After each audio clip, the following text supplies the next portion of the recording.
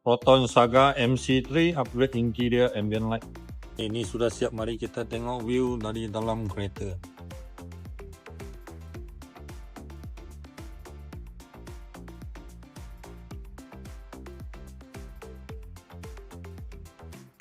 Tempat yang kita pasang dekat pintu sini ada satu line, lepas tu door handle, dan juga bawah sini storage area ada. So lagi ada footlight. Okey.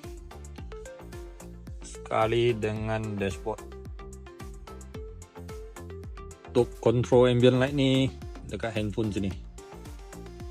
So boleh pilih color yang kita suka. So lagi dia boleh tukar mode dekat sini. Macam-macam mode ada.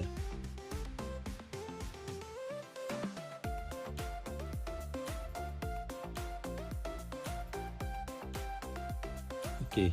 Owner-owner yang pakai kereta Proton Saga MC3, kalau ada minat nak upgrade interior ambient light, boleh datang jumpa kami dekat Drex.